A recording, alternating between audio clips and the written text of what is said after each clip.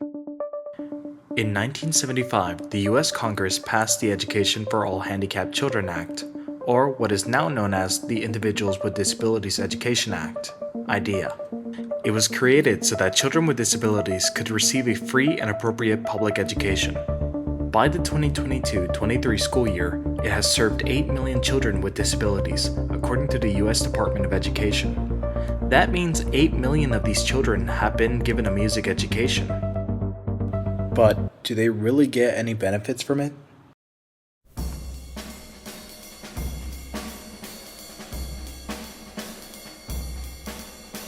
Now, this seems like a really stupid question to be asking, because in the short answer, yes, they do.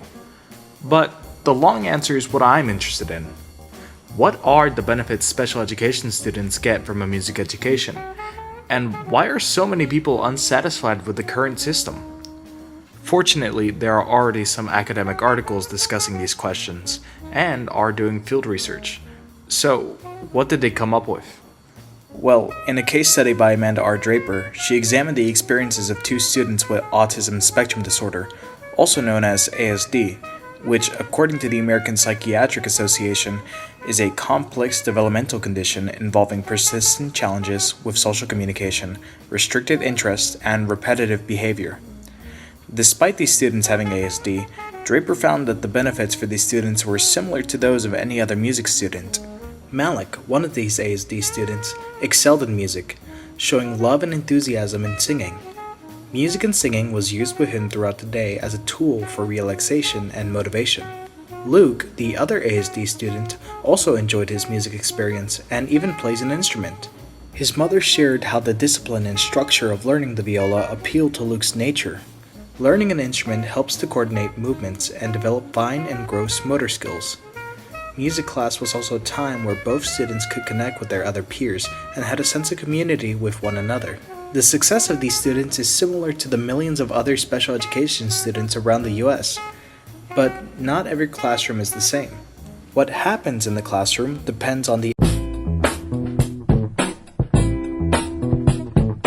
Educators often work with neurotypical and able-bodied students of different backgrounds, learning habits, and motivation levels. Making lesson plans that can fit the needs of all these students is already a difficult task itself. This is no different for music educators, but it's even more difficult for music educators to make a lesson plan for special needs students due to the unpreparedness to work with the students and a low awareness of the unique development of special education students. So, how can we prepare educators to work with these students? Well, let's start with lesson planning. Irina Meidenweek and others state that the main goal should be the correction of students' mental, cognitive, and social development through music. Choir activities are great for students with delayed mental and language development, since they improve speech and pronunciation. Doing these activities in small groups also helps facilitate social adoption. When choosing repertoire, keep the music short with a memorable and energetic melody. Consider the level of complexity and don't overwhelm students with musical notation. Okay, so lesson planning seems pretty easy on paper, but how do you go about actually teaching? Aaron Parks and Jeffrey Sabo suggest teaching with an empathetic approach. They bring up two different forms of empathy. The first one is cognitive empathy, which refers to our ability to appreciate and understand another person's feelings so that we can understand their perspective. The other is affective empathy, which is our capacity to feel what others are feeling. Identifying with the distinction between the two, teachers can use empathy to connect to the experiences of students. This can help teachers develop a more positive attitude towards students and build a stronger relationship with them.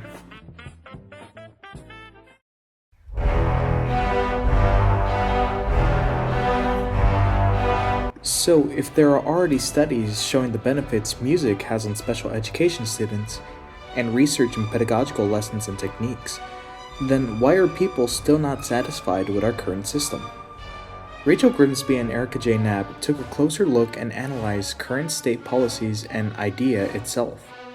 So what exactly does IDEA do? Federally, IDEA was created so that children with disabilities could have the same opportunities as their fellow peers. Through this legislation, every disabled student has a right to a free, appropriate public education that suits and meets their individual academic needs. Under federal IDEA, educators should be provided the training, materials, and resources to provide these students with a proper education.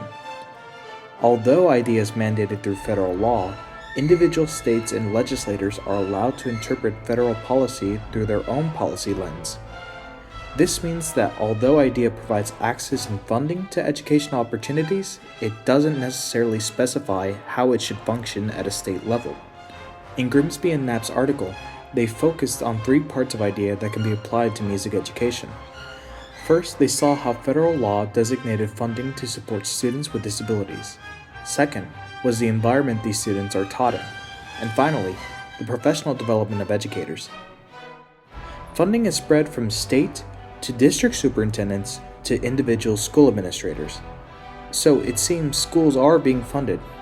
However, distribution discrepancies by district wealth and if a student is in an independent school district or a regional educational service agency are common.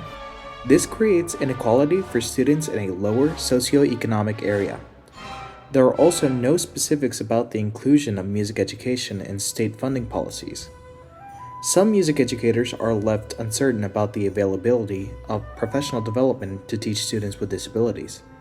And some music educators, though having received professional development, have a hard time translating the training to a music setting due to it not being content specific.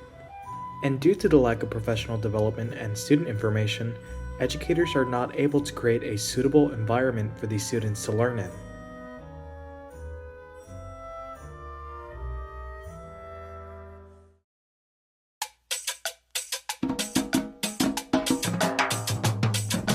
So then, with so many problems with the system, is there a way a music program for these students can succeed? You already know what I'm going to say. Yes, it absolutely can. And we can find an example of one of these programs at Northwestern University in Cook County, Illinois. The Academy of Music and Arts for Special Education, or AMAS, is a community-based music program that provides free private music instruction for students with disabilities. This program was part of an ethnography by Amanda R. Draper and Sarah J. Bartolome. They examined the organization and its impacts on students, parents, and volunteers. In their article, they found themes of ability, community, and service. Volunteers identified the importance of teaching through the lens of the student's ability. When training volunteers, they focused on seeing the individual as a person with many characteristics, with just one of them being a disability. AMAS volunteers focus on their students' capabilities and supporting those in spite of challenges that may be associated with the diagnosed impairment. All participants recognize the importance of the social community that emerged through the AMAS organization.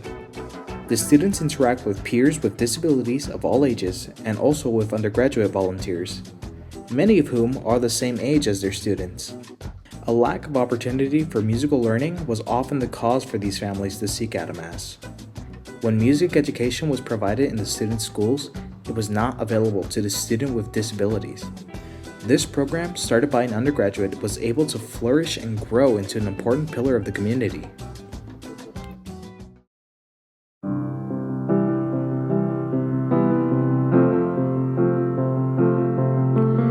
So, what are some key takeaways from this?